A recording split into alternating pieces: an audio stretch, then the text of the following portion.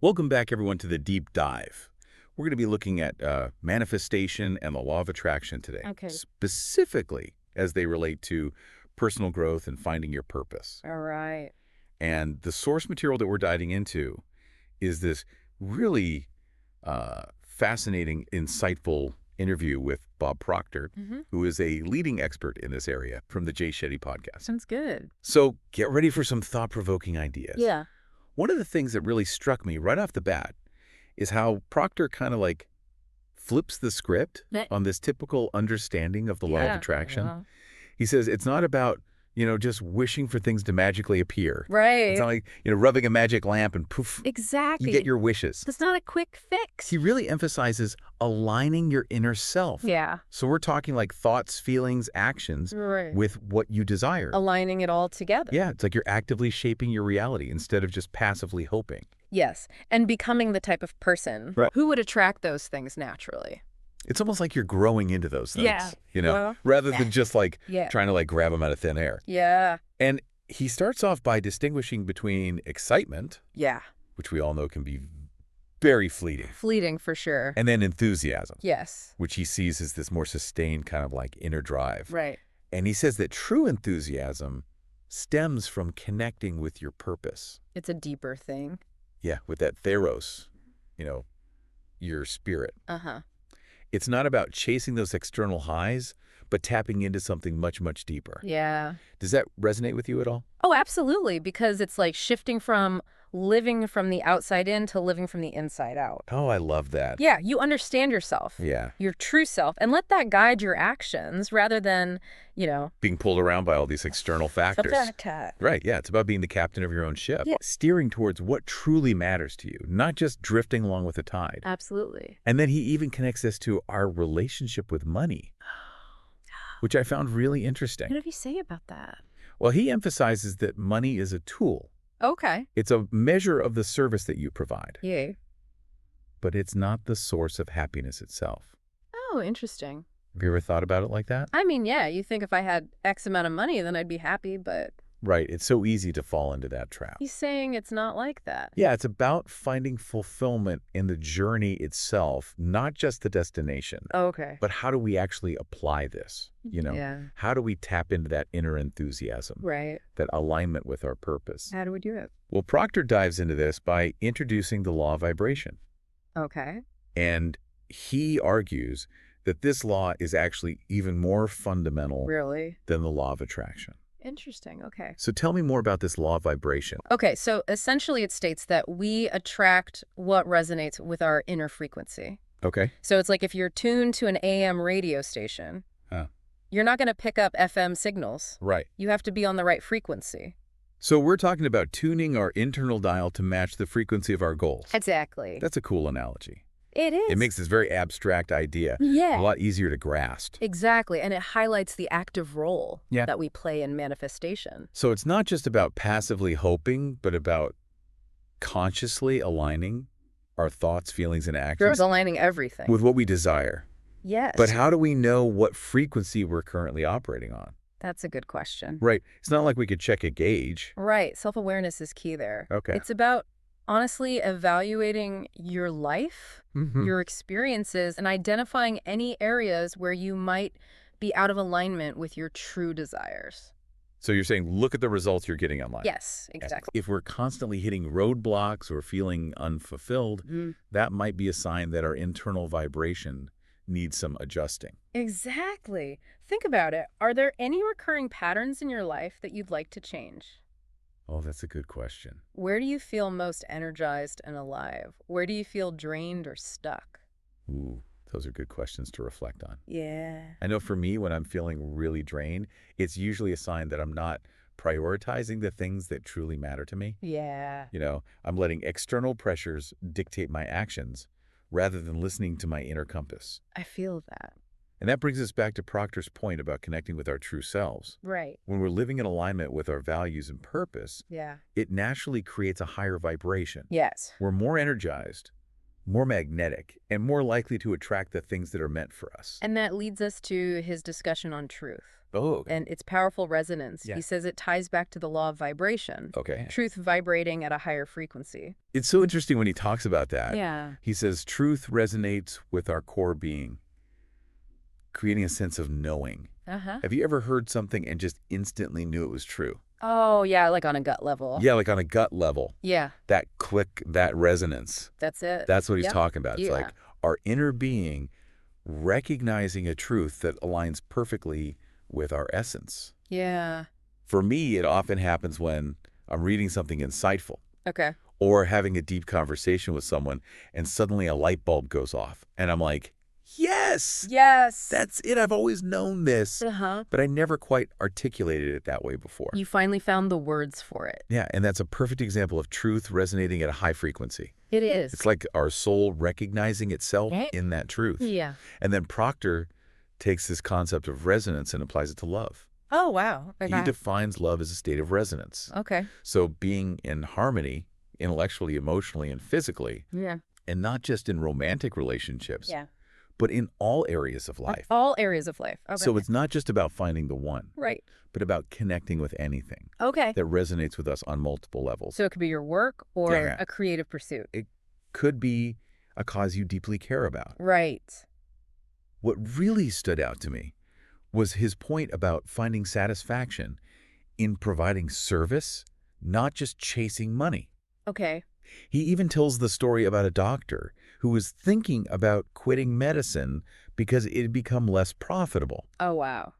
And Proctor's like, if you love it, the money shouldn't be the deciding factor. Wow. Do what brings you joy, and the financial rewards will follow. I like that. Right? Yeah. It's a great example of how following your passion can lead to abundance, Yeah. even if it doesn't seem like the most logical or practical path at first. Sometimes you have to trust. You have to trust that when we're aligned with our purpose, Right.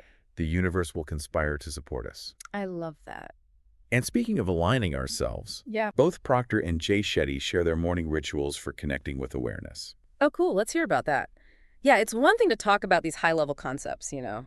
but it's another to actually put them into practice. It's all about walking the walk, not just talking the talk. Yeah. So what kind of morning rituals do they recommend? Okay, so Proctor starts his day by simply being present with the feeling of awareness, Okay. whereas Shetty used to use gratitude as his anchor. Interesting. It's all about intentionally setting the tone for the day. It's like priming the pump Yeah. for a more mindful and intentional way of being. Exactly. Instead of just like rolling out of bed and getting swept up in the daily chaos, you're taking a moment to connect with your inner self. Yeah. Have you ever tried incorporating a morning ritual into your routine? I have, and I find that even something as simple as taking a few deep breaths and setting an intention for the day can make a huge difference in my overall mindset and productivity. I've been experimenting with journaling in the mornings. Just getting my thoughts and feelings down on paper before the day takes over. Yeah. It helps me clear my head and focus on what's truly important. That's a great practice. Yeah. And it reminds me of something that Rhonda Byrne and Jay Shetty discussed. Yeah. The challenge of recognizing that we are not our minds. Oh. Byrne suggests a simple exercise. All right. Mentally put aside your body name, story, and thoughts. What remains is awareness. Whoa, that's deep. It is. It's like peeling back all the layers of the onion to reveal the core. Yes.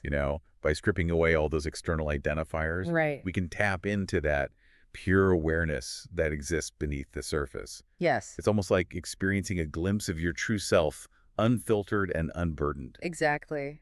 It's a powerful exercise in deconstruction, Yeah, helping us see beyond the limitations we often impose upon ourselves. absolutely. And it's closely tied to Byrne's perspective on embracing negativity, Okay. which I found really fascinating. I know, it's completely counterintuitive. It is. She actually encourages us to welcome negative emotions instead of resisting them. It's the opposite of what we think we should do. I know, it's like, let those bad boys in, offer them a cup of tea, and see what happens. Exactly. So she emphasizes the transformative power of allowing those negative emotions to simply be present. Just let them be. Yeah, without judgment. Yes. And she suggests that by doing so, they eventually dissolve. Okay. So it's so different from how we're usually taught to deal with negative emotions. Yeah, you're right. We try to push them down. Yeah, we're told to push them down, ignore them, distract ourselves from them. But her approach is all about radical acceptance. Yeah, just be with it. Yeah, think of it like treating those negative emotions as visitors, Okay. allowing them to come and go Come and go. without making them permanent residents in our mental space. Oh, okay. It's like that saying, what we resist persists. Yes. The more we try to fight those negative emotions, the Yeah. stronger they become. Right. But when we open ourselves up to them, Mm-hmm. we create space for them to transform. So it's like holding a beach ball underwater. Okay. The more you push it down, the more forcefully it springs back up. Uh-huh. But if you just let it float, it naturally rises to the surface and drifts away. That's such a perfect analogy. Yeah. It really captures the idea of allowing those negative emotions to simply pass through us without getting entangled in them. Right. It's about acknowledging them, Yeah. allowing them space to exist, but not getting caught up in the storyline that they're trying to sell us. Exactly. Now, shifting gears a bit, let's talk about finding your passion. Okay. Both Padel Kadakia, the founder of ClassPass, and Jay Shetty share some really valuable insights on this topic. Interesting. Okay. I'm all ears because finding your passion can feel so elusive sometimes. It can. Like it's this mystical thing that some people just stumble upon while others are left searching forever. Some people just know, right? Right, exactly. So Kanakia emphasizes the importance of trying new things Okay. and getting out of your comfort zone. So it's about being adventurous and exploring different possibilities Yeah. Yes. rather than just sticking with what, you know. It's like being a detective, gathering clues about your passions by paying attention to what brings you joy. Yeah. What activities make time fly by? Yeah. Shetty reflects on the importance of recognizing those moments when you feel true joy and excitement. Those moments when you're so engrossed in what you're doing that you completely lose track of time. Exactly. But it's important to remember that passion isn't always a lightning bolt moment. Right. It can be a gradual unfolding, a process of discovery that requires you to be open and attentive. Always learning, always growing. Pay attention to those subtle cues, those moments of genuine interest and enthusiasm. Yeah. But they also emphasize that passion isn't enough. Okay. Both Shetty and Kadakia acknowledge the importance of hard work and dedication. Right. You need both. It's about finding that balance, Yeah. pursuing your passion with unwavering commitment, and putting in the effort to hone your skills and build something meaningful. Right. It's about having the grit and determination to persevere even when you face challenges and setbacks. Passion is the fuel, but hard work is the engine that drives you forward. That's a good one. Yeah. This brings us to a really important point that P.L. Kadakia makes Okay. about this misconception that passion should always be easy. Oh, interesting. And she challenges that notion, arguing that pursuing your passion doesn't mean it's always going to be sunshine and rainbows. Right. She talks about how even though she loves dance, Uh-huh. there were times when it was incredibly challenging. Oh, it's always easy. There were moments of doubt, fatigue, and frustration. But her love for dance fueled her to push through those difficulties. Okay. It's like anything worthwhile in life, right? Yeah. It's going to require effort, dedication, and a willingness to overcome obstacles. Exactly. Passion isn't about avoiding challenges, Right. but about finding the strength and motivation to overcome them. Mhm. It's about loving something enough to persevere, even when it gets tough. She also shares a really interesting perspective on how she used to view playtime as a reward for hard work. Oh, interesting. Okay. She explains how she had this ingrained belief that she had to earn the right to play by achieving certain things, like getting straight, as in school, I can relate to that. right? It's like she was putting conditions on her own happiness, Yeah. saying, I can only allow myself to enjoy this if I've accomplished that. You have to earn it. Yeah. And she realized that this mindset was actually limiting her ability to fully embrace her passion. Interesting. It created this separation between work and play, implying that one was a means to an end. So work hard, then you can play. Right. Right? But she now advocates for a more integrated approach, Right. recognizing that play itself can be a form of work, Yeah. and that incorporating play into your life can actually enhance your productivity and creativity. I like that. It's about finding that sweet spot where work and play become intertwined, Yeah. where your passions energize you rather than drain you. And this goes back to Proctor's point about finding satisfaction in the service you provide. Right. When you're truly aligned with your purpose and passion, work becomes less about obligation and more about expression and contribution. You're in the flow. Yeah, it's about tapping into that inner enthusiasm that Proctor talked about, that Yeah. spark that ignites your actions and propels you forward. And it's about finding that flow state where you lose yourself in the moment, where your efforts feel effortless and aligned with your deepest self. It's about remembering that we're not just here to grind and hustle, Right. but to experience joy, creativity, and fulfillment. Yes. It's about finding that delicate balance between passion, hard work, and play, Yeah. recognizing that they are all essential ingredients in a life well lived. Absolutely. And that sense of playfulness Yeah. can sometimes lead to unexpected breakthroughs and insights. Right. Proctor even mentioned how he makes major business decisions while playing FIFA. Oh, really? Yeah. That's so interesting. It just goes to show that inspiration can strike in the most unexpected places. Yeah. It's like our subconscious mind is working on solutions even when we're engaged in seemingly unrelated activities. It's like giving your conscious mind a break and allowing your intuition to take the lead. Yeah. And sometimes that's when the most brilliant ideas emerge. Right. Have you ever experienced that? That's fact. Like you're working on a problem and then you step away, do something completely different, and suddenly the solution pops into your head. Yeah, it's like taking a step back allows you to see the bigger picture. Okay. You're not so focused on the details that you miss the forest for the trees. Right. It all ties back to the importance of self-awareness, right? Yeah. Paying attention to those moments of joy and excitement, even if they seem unconventional or unexpected. Exactly. It's about trusting your inner guidance and being open to new possibilities, even if they don't fit the traditional mold.